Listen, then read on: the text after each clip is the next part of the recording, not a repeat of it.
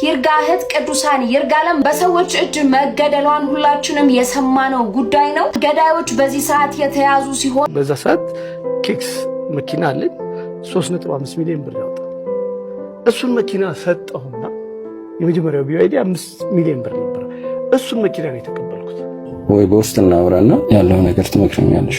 ነገ ላይፍ እዚህ ላይፍ ትመጣለሽ እና በውስጥ ስልከን ትልክልኛለሽ። ከጠላቶቼ እኔ እጠብቃለሁ ከወዳጆቼ ደግሞ ፈጣሪ ይጠብቀኛለችው የሚስ ወርልድ ኢትዮጵያ 2026 አሸናፊ የሆነችው ሩት ይርጋለም ከእህቷ ሞት በኋላ አሳዛኝ የሆነ ነገር ስትናገር የእህቷ ገዳዮች እነማን እንደሆኑ አሁን ታውቀዋል። አርቲስት ሰለሞን ቦጋለ ከእስር ከተፈቱ በኋላ ስለ ፊንቴክ ኢንቨስትመንት የተናገሩት ነገር ብዙዎችን ያነጋገረ በሶሻል ሚዲያ ይገኛል።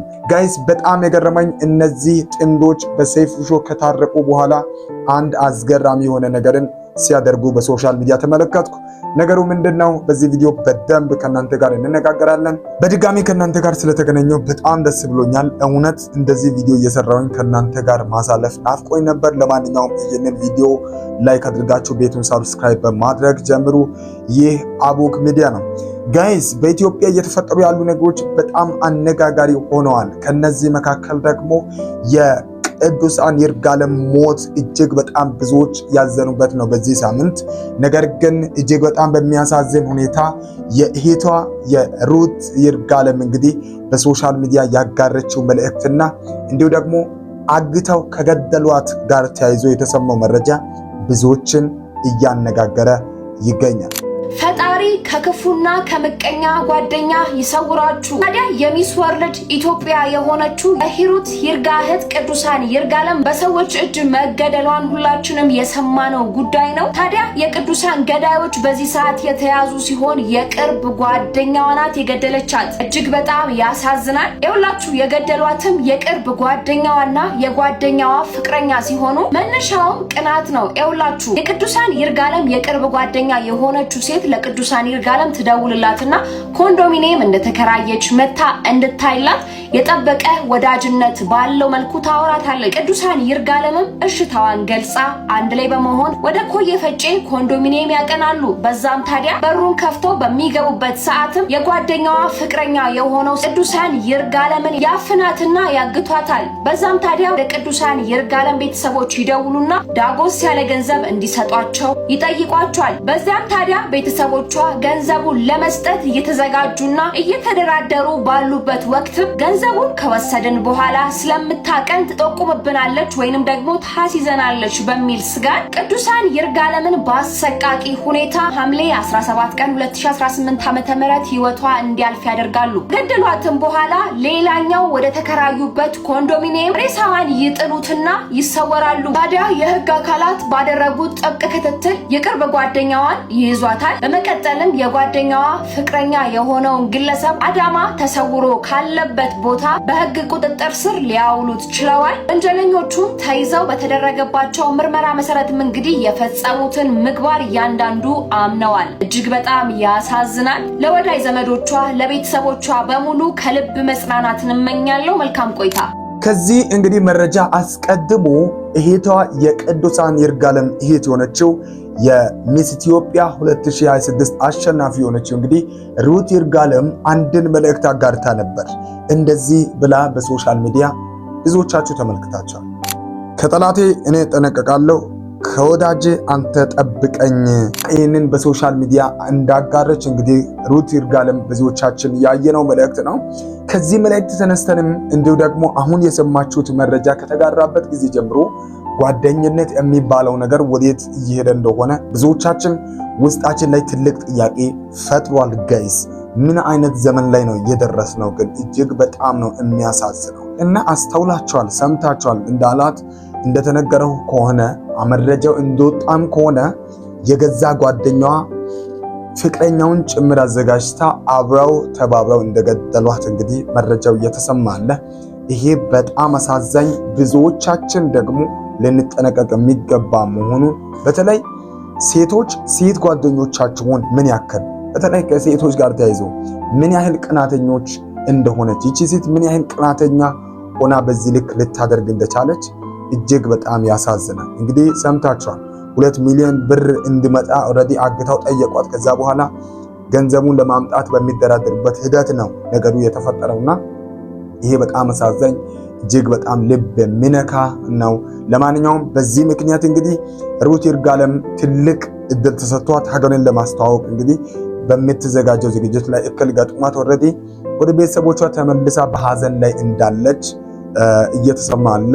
ይሄ መረጃ በጣም ብዙዎችን ያነጋገረ እኔ እንጃ ማንን ማመን እንደሚቻል ራሱ በሶሻል ሚዲያ አሁን በዜናው ላይ የተጠቀሰችውን ሴት ተመልክቼ ሄጄ የቲክቶክ አካውንቷን ጭምር አይቼም ነበርና ለማንኛውም ህግ አጣርቶ አሁን እየሰጠን ባለን መረጃ ከሆነ እቺ ሴት እንግዲህ የገዛ ጓደኛዋን ጠርታ ኮንዶሚኒየም ተከራየሁ ብላ እንግዲህ ነፍሷን እንዳስገደለች መረጃዎች ወጥተዋል። ምን አይነት ጊዜ ላይ ነው ያለነው? ይሄ ለሁላችሁም መልእክት ይሁን። ከወዳጆቻችሁ ፈጣሪ እንድጠብቃችሁ እንድጠብቀን ደግሞ ከጠላቶቻችን ደግሞ ራሳችን እንድንጠበቅ የሩት ይርጋለም መልእክቷ ነው። ለማንኛውም እንደዚህ ያሉ ነገሮች እጅግ በጣም እየበዙ መጥተዋል። ጥንቃቄ ያሸናል ለማለት እፈልጋለሁ። ጋይዝ ከፊንቴክ ኢንቨስትመንት ጋር ተያይዞ ብዙዎች እያዘኑ፣ ብዙዎች እያለቀሱ፣ ብዙዎች እንባቸውን እየጣሉ እንደሆነ ይታወቃል። ይሄንን ሁላችንም ከቅርብ ጊዜ ወዲህ በሶሻል ሚዲያ የሰማነውና ያየነው ጉዳይ ነው። ከዚህ ጋር ተያይዞ አርቲስት ሰለሞን ቦጋሌ የተናገረው ነገር ብዙዎችን ነው ያስገረመው። ደግሞ ሌላ ትኩሳት የሆነ ነገርን ተናግሯል። በእግረኛው ሚዲያ ሰሞኑን ሰፊ ውይይት እንደነበረ ይታወቃል። ከዚህ ጋር ተያይዞ ሀሳባቸውን እንደሰጡ ይታወቃል። ከእስር ከተፈቱ በኋላና የተናገረው ነገር ትንሽ አደነጋግሯል። ምን አለ? በሐቀኝነት ነው የሰራው። ህሊናዬን አያመኝም ይሄን ነው። ግን አዝናለሁ ሰዎችን ሳይ እንደዛ ሆነው በቃ ተራብን ተጠማን ምናምን ሲሉኝ ሳይ የምር ያመኛል። የምር አዝናለሁ። በእውነት ግን በትክክለኛው መንገድ አይተን ገልጠን እኔ ከዛ በፊት እኮ ከፊንቴክ በፊት ለኒያላ ሞተርስ 5 ዓመት እኮ አምባሳደራቸው ነኝ። የመኪና ካምፓኒ ከነሱ ጋር እኮ ሰርቻለሁ። ስለዚህ እዚህ ጋር ስመጣ ልሳሳት የምችለው ነገር አይደለም። አይቼ ነው የገባሁት። ምን አየሽ? ንገረን። ወረቀቶቻችንን አየን። በቃ የምትፈልገው እኮ እንደ አንድ ባለሙያ የሚጠየቅብህ ንግድ ፍቃድ እንታያለን። እየሰራ ነው። ከዛ በፊት ደግሞ 3 ጊዜ ህዝብ ሲያጨበጭብ አይቻለሁ። በሶሻል ሚዲያው የሚሆን በቲቪ የሚሆን እንዴ ትልልቅ እኮ ጋዜጦች እኮ ሲዘግቡት ነበር እኮ 20 ሺህ መኪና ሊያስገባ ነው ያለ ሲጽፍ እኮ ነበር። ይሄን አይቻለሁ። ትልልቅ ሰዎች ሲያጨበጭቡለት ቆሞ ሲያከብሩት እኮ አይቻለሁ 3 ጊዜ። ከዛስ ብመጣ ከዛ ደግሞ ያሳመነኝ ነገር ምን መሰለህ? ስመጣ ምን አለኝ? በ950 ሺህ ብር ሴጉል መኪና እንሰጥና ከዛ በ5 ዓመት አየው። የነጋዴ ሂሳብ አይደለም ይሄ፣ አንድ ትልቅ ፕሮጀክት የሚያስብ ሰው ሐሳብ። ከዛ በ5 ዓመት በወር 15 ሺህ ብር የከፈለ ስራ ይሰራል ሲለኝ እንዴት ነው ለማህበረሰብ ለወገን የማላስበው? ወጣቱ በቃ ስራ አገኘ ማለት ነው። እቺ ገንዘብ ያለችው ሰው ትልቅ ስራ ሰርቶ በቃ ሰራተኛ ማህበረሰብ ተፈጠረ ማለት ነው። በእውነት በዚህ ተጀመረና ኦኬ ይሄ ከሆነ እኔ የምፈልገው ሁላችንም ማለት እኔ የምፈልገው መኪና ይዣለሁ። በዛ ሰዓት ኬክስ መኪና አለኝ 3.5 ሚሊዮን ብር ያወጣ። እሱን መኪና ሰጠሁና ያ በሰዓቱ 5 ሚሊዮን ነበር የመጀመሪያው ቢዋይዲ 5 ሚሊዮን ብር ነበር። እሱን መኪና ነው የተቀበልኩት። በቃ አለቀ። በመሃል የ1 ሚሊዮን ብር ምናምን ነው ልጅ ማለት ይሄን ያደረኩት። ሌላ ነገር የለም። ማገልገል ግን እንዳለብኝ ይሰማኝ ነበር። እያገለገልኩም ነበር። ድንገት የሆነ ቀን በቃ ትገባለህ ስትባል ህግ ነው፣ ከህግ በላይ ልትሆን አትችልም። ትገባለህ፣ ትጠብቃለህ። ለምን ተጠረጠርኩ አትልም። ምክንያቱም በህግ ጥላ ስር ነው። እንደሰማችሁት ነው እንግዲህ በሐቀኝነት ነው የሰራነው የሚል መልእክት ለብዙዎች ልብን የነካ ነው። ብዙዎች በዚያ ሰዓት ለሁለት ተከፍለዋል። የመጀመሪያዎቹ እነዚህን መረጃዎችን አቅርበው ከሆነ በእነዚህ መሰረት ቆሞ ከሆነ ማንኛውም ማስታወቂያ የሚሰራ ሰው መጠየቅ ያለባቸው መረጃዎች እነዚህ ናቸው። ንግድ ፍቃድ መጠየቅ አለበት። ከዛ ደግሞ ፕሮዳክቱ የት አለ የሚለው መጠየቅ አለበት። ከዚህ በፊት የተሰሩ ነገሮች መታየት አለባቸው። እነዚህን ነገሮችን አይተን እንደውም ምን እንዳለ ሰምታችኋል። ለህዝብ ለወጣቱ ስራ እንደሚፈጥር አስቤ ነው ያደረኩት። ስለዚህ 950,000 ከፍለው መኪና ይወስዳሉ። ከዛ በኋላ በወር 15,000 ያደረጉ ገንዘቡን በ5 ዓመት እስከጨርሱ ድረስ ሙሉ ገንዘቡን እስከጨርሱ ድረስ ስራቸውን እየሰሩ ይቀጥላሉ የሚል ነገር ሲሰማ በቃ ለወጣቱ ስራ እድል እኮ ተገኘ፣ ይሄንን ሁሉም ሰው ማድረግ ይችላል በሚል ሴንስ ውስጥ ገባሁኝና ለሐቀኝነት ለህዝቤ ለወጣቱ ብዬ ነው ያደረኩት እያለ ነው። ስለዚህ ከዚህ ጋር ተያይዞ በጣም የእውነት በጣም ብዙዎች እንደዚህ እንዴት ሊሆን ይችላል? ይሄ ሰውዬ ምን ያህል የተዘጋጀ ምን ያህል በአእምሮ እንዳጭበረበረም ጭምር ነገሮች ግልጽ እየሆኑ ነው። እነሱን ደግሞ ተጠቅመው እየተናገረ ያለው ይሄ ነው ፊት ለፊት። ነገር ግን ውስጥ ለውስጥ ምን ይሁን የሚታወቅ ነገር የለም። ግን ይሄ ንግግር ብዙዎችን አነጋግሯል። ስለዚህ ንግግሩ እስኪ እናንተ ምንድነው የምትሉት? ዳኒም ደግሞ በተመሳሳይ መልኩ አንድን ሐሳብ አንስቶ ነበር ከፊንቴክ ጋር ተያይዞ። የተበደሉ ሰዎች እንዳሉ፣ ገንዘባቸውን ያጡ ሰዎች እንዳሉ እናውቃለን። ግን ደግሞ እኛም እውነት አለን። እውነታችንን ለማውራት ነው እንጂ የተበደሉትን ሰዎች ከሐሳቡ ቮይድ እያደረግን ራሳችንን ለማጽዳት አይደለም። ብዙ ሰዎች ለምን ነው የማትወጡት? ለምንድን ነው የማታወሩት? ቅድም ጀምሮ ነግሬያለሁ። ከመግባታችን በፊት እንደዚህ አንዳንድ ሩመሮች ሲነሱ ግድ የለም እኛ እንቻለው፣ አሁን ወተን ሰዎቹም ይቀየማሉ ምናምን የሚል እሳቤ ነበረ። ከወጣንም በኋላ በጣም የሚገርመው ግን እለት እለት እያደገ ሲሄድ አንዳንዴ ተበዳይ ዝም ሲል ተከሳሽ ይሆናል አይነት መንፈስ ተመዝጋቢዎችም ተደጋግሞ ነገሩ ከመባሉ የተነሳ የሚመስለው ሁላ ቀጥታ እንደው ብለኛ የከፈሉ እስኪመስል ድረስ ነው። አንዳንዴ ፍርድ ቤቶች አካባቢ ቤተሰቦችንም ማንጓጠጥ አንዳንድ ነገሮችም ነበሩ። ያው ሚዲያም ላይ ይባል ስለነበረ የተበደሉ ሰዎች እንዳሉ ሁሉ እኛም እውነት አለን። እኛ ዝም ብለን ዘው ብለን ገብተን አይደለም ይህንን ነገር የሰራነው፣ ስንሰራ መረጃውን ተመልክተን ነው። ስለዚህ የኛ እውነትም ይሰማ ይላሉ። ለማንኛውም ግን እውነት በጣም ብዙዎች እንደተበሉ ከዚህ ጋር ተያይዞ ይታወቃል። እጅግ በጣም ነው የሚያሳዝነው። ይህ እንግዲህ የብዙዎች ሀዘን ሆኖ አሁንም በኢትዮጵያ ቀጥሏል።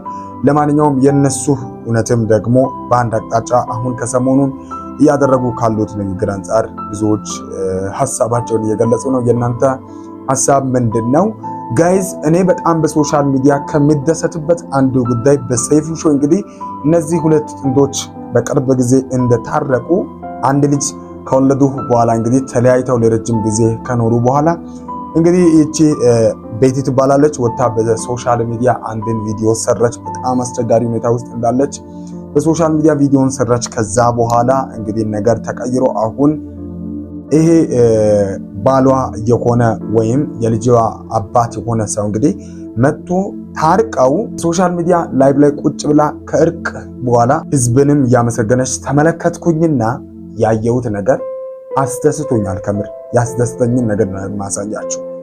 ይሄ ነው ሶሻል ሚዲያን ለጥሩ ዓላማ መጠቀምና ምንድነው ነገሩ? ከሚስቴ መታረቅ ፈልጋለሁ አስታርቂኝ አልከኝ።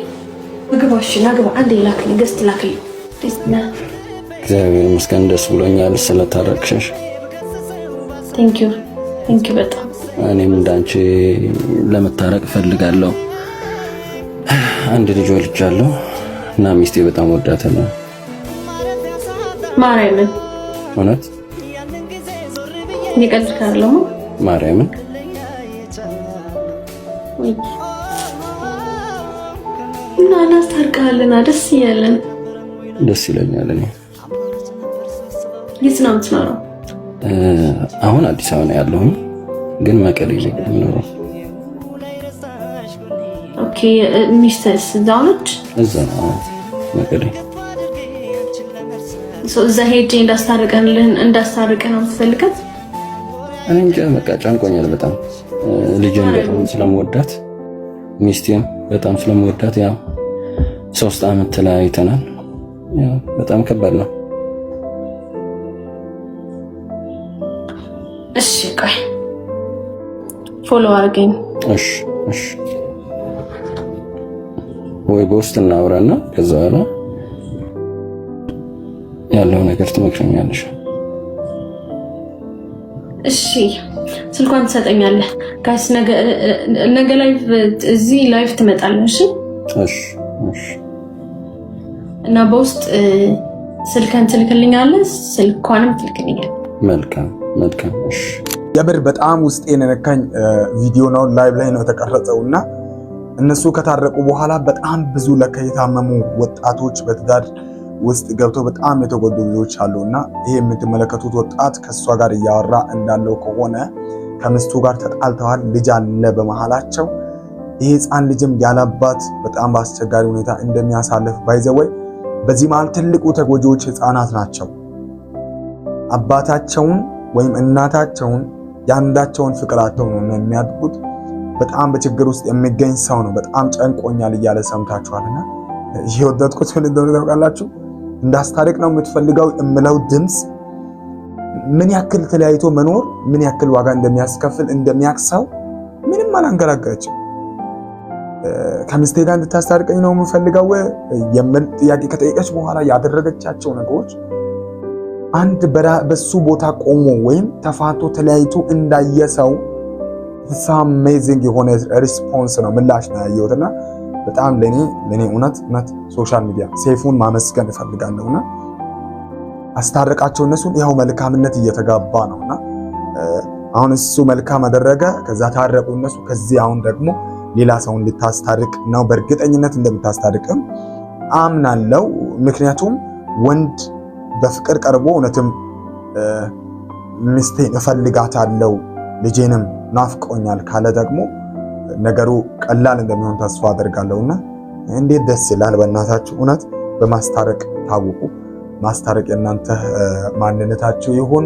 ለማንኛውም መልካም እድል። በቲክቶክ ስሙ እንግዲህ ፍቅር በመባል የሚታወቅ ወጣት ሲያናገር ተመልክታችኋል። ታርቀው ደግሞ ምናልባት በቀጣይነት ጥሩ መረጃ እንድንሰማ መልካም እድል ለቤቴም ለማለት እፈልጋለሁ። ይሄ በጣም ትልቁ ከሰሞኑ በሶሻል ሚዲያ መነጋገሪያ የነሱ ሲሆን ሌላ ነገርን ደግሞ ከስር እንግዲህ ከትልቁ ሰርግ ሌላ ትንሽ ሰርግ ኖራል ይባላልና ትልቁ የነሱ ነበር ከሰሞኑ መነጋገሪያ።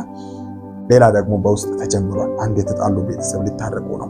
የሆነ ሕፃን ልጅ የአባቱን ጠረን እየፈለገ የነበረ ሊያገኝ ነውና በጣም ደስ ብሎኛል። ሴፉንም ለማመስገን ፈልጋለሁ። በርትተሽ ደግሞ እሱንም እንደምታገናኙ ተስፋ አደርጋለሁ። ከሰሞኑ በሶሻል ሚዲያ መነጋገሪያ የነበሩ ናቸው ብዬ በልቤ ጥቂት ያሰብኳቸው ናቸው። በጣም ብዙዎች ነበሩ፣ ጠፍተን እንደነበር አውቃለሁ፣ ግን ዋነኞቹ ናቸው። ይህን አቡክ ሚዲያ ሳብስክራይብ አድርጋችሁ ቤተሰብ ሁኑ። ይህንን ቪዲዮ በተቻላችሁ አቅም ጥሩ ነገሮችን ስላነሳንበት ሼር ታደርጋላችሁ። በሌላ ቪዲዮ እስክንገናኝ መልካም ቆይታ። ሰላም።